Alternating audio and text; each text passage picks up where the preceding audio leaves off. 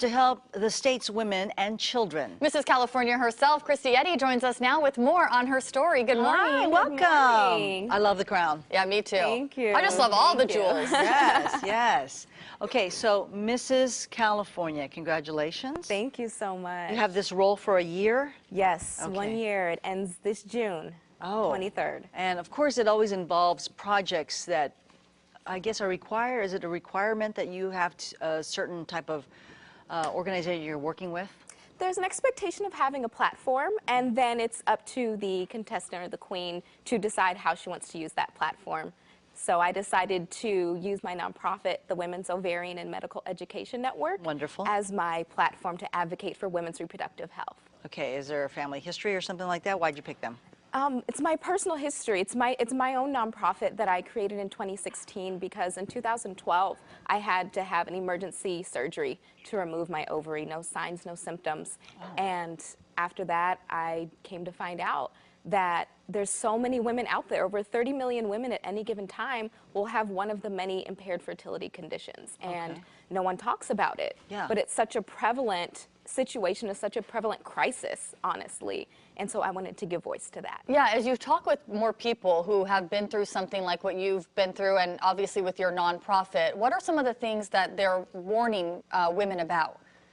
So it's really important. We really advocate for women to really listen to the little silent signs that we have, like bloating, right? Isn't considered a symptom to be worried about, right? But when it comes in connection to maybe an irregular period or back pain or something that isn't quite normal for your monthly cycle, that's when we tell women, hey, you know, you need to go to the doctor. You need to advocate for an ultrasound. So we try to really give rise to these conditions that women don't really think are conditions. Right, they just think it's, oh, I just have a stomachache or something like Right. that, and just let it pass, and it could be Right. something more serious. Yes, much more serious. Yeah, And okay. in fact, I was just reading the other day that a lot of women mistake bloating just for something that's with their monthly cycle, but really it could be a sign of ovarian cancer. It really could. It really could. And there's so many conditions, PCOS, endometriosis, fibroids, ovarian cysts, or ovarian tumors like my own, that all have these same like beginning signs of the differences in our monthly cycle, and it's so important to pay attention to. Especially if you're in that much pain. Yes. I think people don't realize pain, your body's telling you something.